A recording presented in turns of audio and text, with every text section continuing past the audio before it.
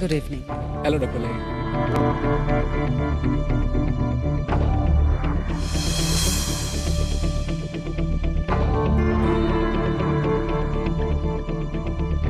Hello, everyone.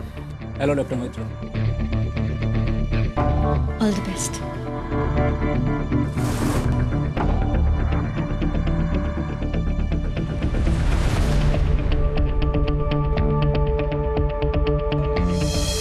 Please don't worry, এই লড়াইটাতেও doctor Maitra জয়ী হবে।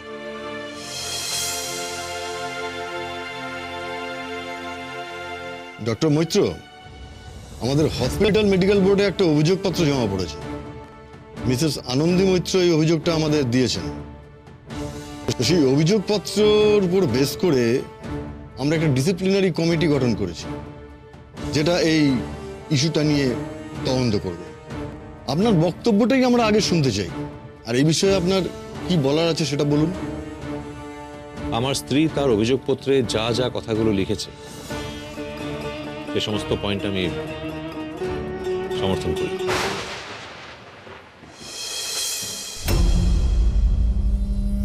Doctor Lahiri, আপনি মিসেস আনন্দী মৈত্রর অভিযোগপত্রটা পড়েছেন নিশ্চয়ই? নিশ্চয়ই স্যার, পড়েছি। চমৎকার লেখা, অনেক আবেগ, উদ্বেগ, ভালোবাসা দিয়ে লেখা।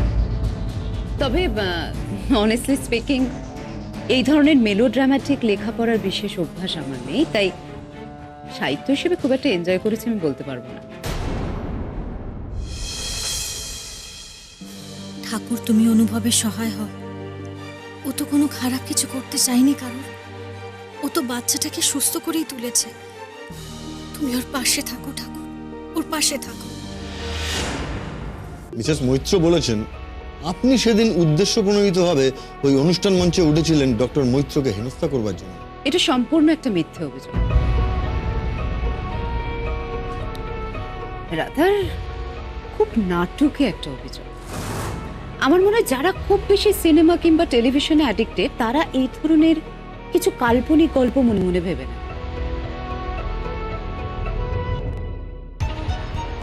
আমি সেদিন যে যে কথাগুলো বলেছিলাম সেটা কিন্তু আমি আমার মনের উদ্বেগ থেকে বলেছিলাম। As a friend, as a well উইশার, আমি কিন্তু অনুভবের কখনো খারাপ চাই না। আমি আপনাদের সঙ্গে যেগুলো শেয়ার করেছি আমার মনের উদ্বেগ থেকে শেয়ার করেছি। সেদিন যদি অনুভব অপারেশন থিয়েটারে সাকসেসফুল না হতো তাহলে কি হতো, সেই ভয় থেকে বলেছি। Sorry to interrupt. সেদিনকার অপারেশন কিন্তু সাকসেসফুল হয়েছিল। অনুভব, সেটা তোমার গুড লাক। যদি না হতো? নো ডক্টর লাহিড়ী, ডক্টর অনুভব মৈত্র লাকের উপর বিশ্বাস করেন। সে বিশ্বাস করে নিজের শিক্ষা, নিজের বোধ, নিজের চোখ। সে বিশ্বাস করে তার অ্যানালিটিক্যাল ক্ষমতার উপরে, তার দু হাতের উপর। মেডিকেল ওয়ার্ল্ডে বিশেষ করে সার্জারি ক্ষেত্রে কেউ লাকের উপরে ভরসা করে থাকে। আর যদি কোনো সার্জন লাকের উপরে ভরসা করে উঠতে ঢোকে, তাহলে আমি বলবো তার নিজের উপরে বিশ্বাস নেই। আপনি বলুন তো ডক্টর লাহিড়ী, আপনি কি নিজের লাকের ভরসায় উঠতে ঢোকেন সার্জারি করার জন্য? যে আপনার লাক ভালো থাকলে আপনার পেশেন্ট বেঁচে যাবে, আর লাক খারাপ থাকলে সে মারা যাবে।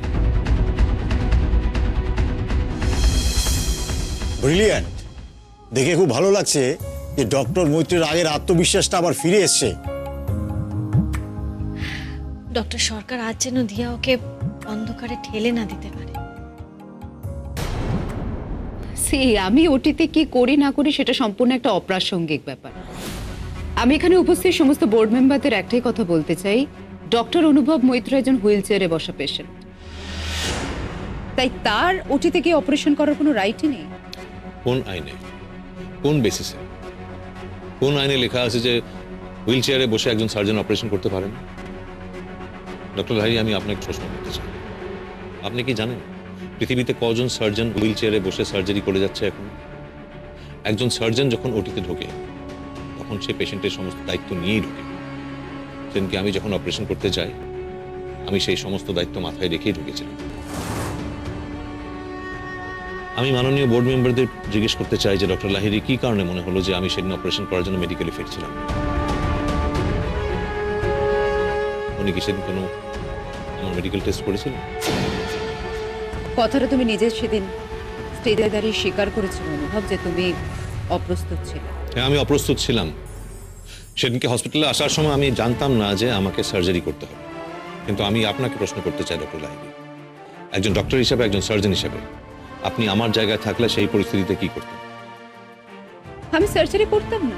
আপনার পেশেন্টের সেই সময় সার্জারি দরকার ছিল ডক্টর লাহিড়ী। সেক্ষেত্রে আমি অন্য ডক্টরকে রিকোয়েস্ট করতাম সার্জারি করার জন্য।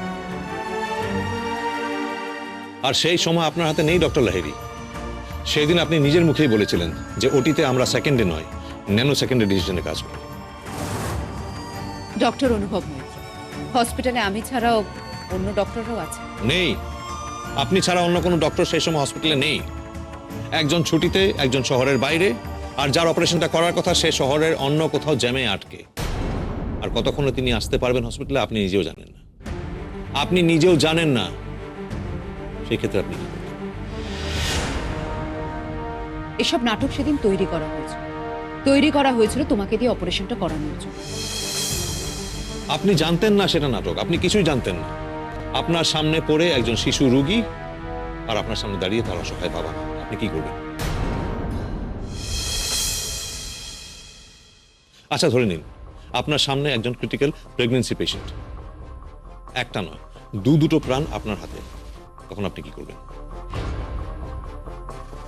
আমি আর যাই করি না কেন, তোমার মতো নায়ক সেজে হাতে ছুরি কাছে নিয়ে ওটিতে ঢুকে যাব না অ্যাটলিস্ট।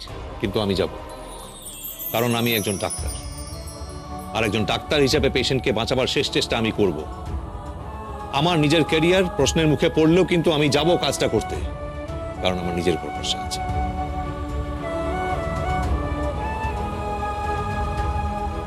আমিনুল আমার পেশেন্ট ছিল, কাজে এটা সম্পূর্ণ মিথ্যে যে এই কেসের বিষয়ে আমি কিছুই জানতাম না।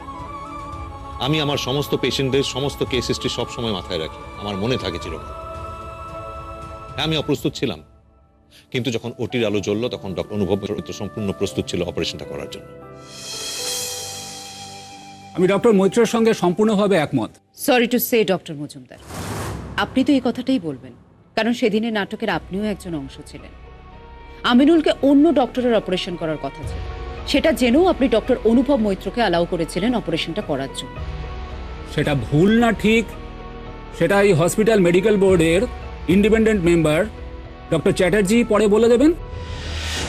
তাহলে ডক্টর লাহিড়ী, শেষমেশ তাহলে কি এটাই দাঁড়ালো যে আপনি আমার সেদিনকার মানসিক অবস্থা বা পেশেন্টের কন্ডিশন সম্বন্ধে আমার কতটা নলেজ আছে না আছে সেটা না জেনে আপনি আমার এগেনস্টে অভিযোগ আনলেন? অনুভব, আমি তোমার নামে কোনো অভিযোগ আনি।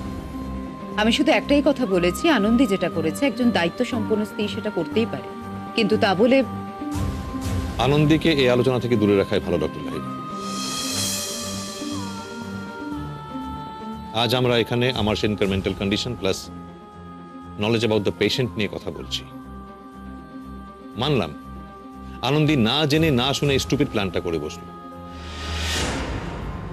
তুমি আমাকে স্টুপিড বললে? কিন্তু আনন্দী তো কাজটা করেনি, করেছি তো আমি।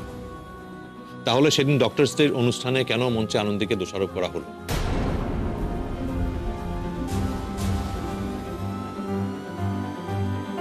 এই প্রশ্নটার জবাব কি আমাকে দিতে হবে নাকি? জবাব থাকলে দিতে পারেন।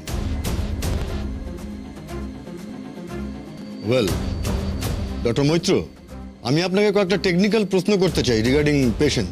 আপনি যা যা পেশেন্ট সম্বন্ধে জানেন সবটা আমাদের বলুন।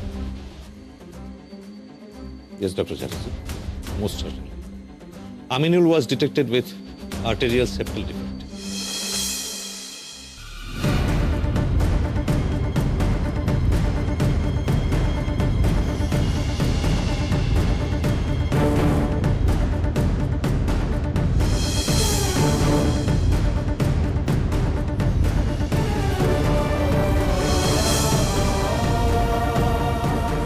আর আমার তোমাকে নিয়ে কোনো চিন্তা নেই অনুভব।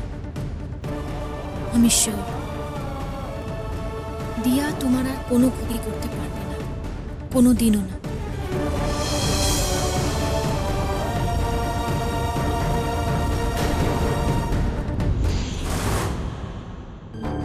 ও, নন্দা তো আর ফোন করলো না, তারপর ও কি আমার উপর রেগে আছে? না, এবারে প্রেসের ভ্যালুয়েশনের ব্যাপারটা তাড়াতাড়ি করতে হবে। ও যা চাইছে সেইভাবে ওকে টাকা দেবার ব্যাপারটা মাকে দিয়ে রাজি করাতেই হবে। হয়তো সত্যি বিক্রম ওর উপর জোর করছে টাকার জন্য। আমাকেও তো ফোনে বিক্রম টাকার কথাই বলল। বিক্রম দরজা খুলে বলছি, ভালো হচ্ছে না কিন্তু। বিক্রম তুমি খুব খারাপ করছো, দরজাটা খোলো।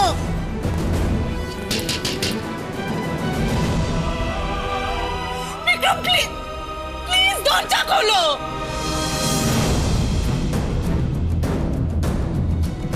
বিক্রম আমি কিন্তু পুলিশে জানাবো, আমি পুলিশে কমপ্লেন করবো। বিক্রম তুমি শুনতে পাচ্ছ? দরজাটা খোলো। Doctor Maitra, thank you very much for this details. আমি ডিসিপ্লিনারি কমিটিকে অনুরোধ করছি আপনাদের কাছ থেকে যা জানবার আছে জেনে নিতে। ডক্টর লাহিড়ী, আপনার কখন সন্দেহ হলো যে ডক্টর মৈত্র অপারেশন করার জন্য ফিট নন? সেদিন যখন ডক্টর মৈত্র অপারেশন করছিলেন সেটা দেখে আমি চমকে যাই। আমি জাস্ট অবাক হয়ে যাই। যার নিজেরই এখনো ট্রিটমেন্ট চলছে সে কি করে ওটিতে অপারেশন করতে পারে? আমার খুব বিভ্রান্ত লাগে। আপনি কি তখন হসপিটাল অথরিটির কাছে আপনার এই বিষয়ে কনসার্নটা এক্সপ্রেস করেছিলেন? না, আমি করিনি। অনুভব ডক্টর মৈত্রর কথা ভেবেই আমি করি। আপনার যদি সত্যি এই ব্যাপারটা কনসার্ন হওয়ার মতো মনে হয়, সেই দিন তক্ষুনি ব্যাপারটা আপনি এক্সপ্রেস করলেন না কেন? 7-8 দিন কেটে যাওয়ার পর আপনি অভিযোগ করলেন। হতেই তো পারতো এর মধ্যে ডক্টর মৈত্র আরো কয়েকটা অপারেশন করে ফেলতেন। সেরাম হলে আমি নিশ্চয়ই বলতাম। ডক্টর লাহিড়ী, আপনি হসপিটাল অথরিটির কাছে কোনো কমপ্লেন না করে অনুষ্ঠানের দিনেই আপনার এই উদ্বেগ প্রকাশ করার ইচ্ছেটা কেন হলো সেটা একটু বুঝিয়ে বলবেন প্লিজ। আপনি জানতেন ওখানে পেশেন্টের বাড়ির লোকজন থাকবে, সাংবাদিকরা থাকবে, যাদের কারোর পক্ষে এই চিকিৎসা বিজ্ঞানের বিস্তারিতভাবে জানা সম্ভব নয়, আর যাদের আপনার কথায় উত্তেজিত হয়ে পড়ার সম্ভাবনা আছে। আপনি তাদের কাছে গিয়ে আপনার এই 7-8 দিন ধরে জমিয়ে রাখা উদ্বেগটা কেন প্রকাশ করলেন সেটা একটু বলবেন প্লিজ। আমার অবাক লাগছে। আপনার প্রশ্ন শুনে আমার মনে হচ্ছে অনুভবের লয়ার আমাকে জেরা করছে। আমি যেটা বলেছি, যেটা উচিত বলে আমার মনে হয়েছে, আমি সেটাই বলেছি। যেটা সত্যি সেটা সেটা আমার মনে হয়েছে। আমার মনে হয়েছে সকলকে সচেতন করা উচিত, তাই করেছি। আপনারা নিশ্চয়ই জানেন যে কোনো ঘটনা ঘটে যাবার পর বেশ কিছুদিন পরেও অভিযোগ করতেই পারে কেউ। সেক্ষেত্রে যদি করতে পারে তাহলে এই ক্ষেত্রে কেন নয়? ডক্টর লাহিড়ী, আমাদের মনে হচ্ছে এই পুরো ঘটনাটা ডক্টর মৈত্রকে অপমান করার চেষ্টা ছাড়া আর কিচ্ছু নয়। একজন ডক্টর একটা গুরুত্বপূর্ণ অপারেশন করেছেন আর সেটা সাকসেসফুল হয়েছে। আপনার চিন্তা যদি গুড ইন্টেনশনে হতো না, আপনি এটা করতেন না। আপনি ভুল বুঝছেন। আমার কিন্তু খারাপ কোনো ইন্টেনশন ছিল না। আপনার কি ধারণা ছিল আপনি যে উত্তেজনামূলক কথাবার্তাগুলো বলেছেন তার জন্য সেদিনকে হসপিটালে একটা অপ্রীতিকর ঘটনা ঘটতে পারত? আমি তো এত কিছু ভেবে কোনো কথা বলিনি। আমি কাউকে উত্তেজিত করতেই তো চাইনি। ও তাহলে ডক্টর লাহিড়ী, আমরা ধরে নিতে পারি যে আপনি যেসব কথাবার্তা বলেন তার কি প্রতিক্রিয়া হবে সেগুলো না ভেবেই কথাবার্তাগুলো বলে দেন। এসব কি হচ্ছেটা কি? কেন এত উল্টোপাল্টা অভিযোগ আসছে আমার নামে? লেডিজ এন্ড জেন্টলম্যান, আমি ডক্টর লাহিড়ীকে একটা প্রশ্ন করতে চাই। ও শিওর। ডক্টর লাহিড়ী, সেদিনকে আপনি ওপেন ফোরামে আমার এগেনস্টে অভিযোগ এনেছিলেন যে আমি একটি বাচ্চার জীবন বিপন্ন করেছিলাম অপারেশন করতে গিয়ে। আমি নাকি দীর্ঘকাল ধরে ডিপ্রেশনে ভুগছিলাম। আপনার কাছে কি প্রমাণ আছে আমার ডিপ্রেশনের?